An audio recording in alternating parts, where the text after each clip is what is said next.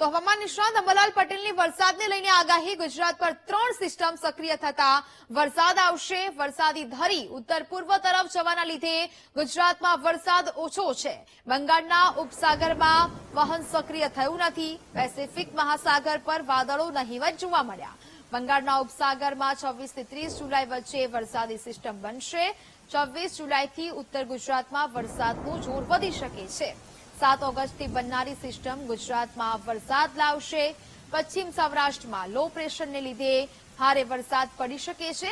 જૂનાગઢ અમરેલીના વિવિધ વિસ્તારોમાં વરસાદ થઈ શકે। બોટાદ સાવરકુંડલાના ભાગોમાં હળવાથી મધ્યમ વરસાદની આગાહી વ્યક્ત કરવામાં આવી છે। તો દક્ષિણ ગુજરાતમાં ભારેથી અતિભારે વરસાદની આગાહી કરવામાં આવી છે। ભરૂચ વડોદરા અમદાવાદ અને ગાંધીનગરમાં વરસાદ પડી શકે। ભાગોમાં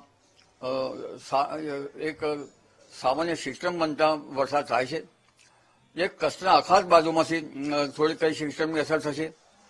એક સિસ્ટમની અસર રાજસ્થાનના વેરદોઈ મધ્યપ્રદેશ ભાગોમાં થશે। એક લગભગ ઉજ્જૈન તરફના નીચેના ભાગોમાંથી એક સિસ્ટમ આવશે। આ બધાની સંયુક્ત અસરના કારણે ઉત્તર ગુજરાતમાં કંઈક જરા સંયુક્ત બળના કારણે વરસાદ થવાની શક્યતા રહેશે। આમ છતાં આ સિસ્ટમો નબળી તો છે જ, પરંતુ હમણાં 25મી તારીખે આ સિસ્ટમો થોડીક મજબૂત થાય છે અને 26મી તારીખે લો પ્રેશર બને છે, જેના કારણે તારીખ 26મીથી વરસાદ વધતો જશે।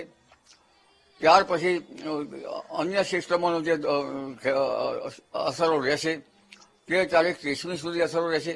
એટલે ધીરે ધીરે તારીખ 30મી જુલાઈ સુધીમાં ઉત્તર ગુજરાતના ભાગો, મધ્ય ગુજરાતના કેટલાક ભાગોમાં ચોમાસું વરસાદ થવાની શક્યતા રહેશે।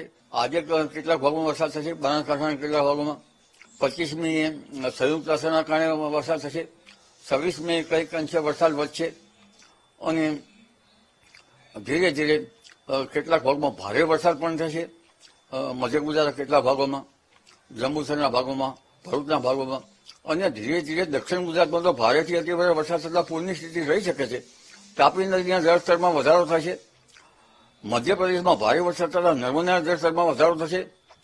ધરોઈમાં કંઈક અંશે વરસાદ થતાં સાબરમતીમાં પાણીનો રેલો આવી શક્યતા રહેશે અને ઉત્તર સૌરાષ્ટ્ર, મધ્ય સૌરાષ્ટ્ર અને સૌરાષ્ટ્રના અન્ય ભાગો, રાજકોટના ભાગોમાં કંઈક અંશે વરસાદ થતો રહેશે। પરંતુ આમ છતાં આ વરસાદ જે છે એની સ્થિતિ તો હળવદ માટે નબળી છે, ઉપરાંત સુરેન્દ્રનગરના ભાગો માટે નબળી છે, ધાંગધ્રાના ભાગો માટે નબળી છે। છતાં લખતર, લીંબડી, ચોટીલા આ ભાગોમાં કંઈક વરસાદ થયા કરશે અને ધાંગધ્રાના ભાગો, સુરેન્દ્રનગરના ભાગો, હળવદના ભાગોમાં કંઈક વરસાદી ઝાપટા પડ્યા કરશે। એટલે જે આ પરિસ્થિતિનું ચિત્ર ખરાબ હોવા છતાં 30મી જુલાઈ સુધીમાં વારંવાર સિસ્ટમો બને છે। તેના કારણે ઉત્તર મધ્ય ગુજરાતના ભાગોમાં ક્યાંક સારો વરસાદ થતાં પાકની પરિસ્થિતિ સુધરી શકે તેવું છે।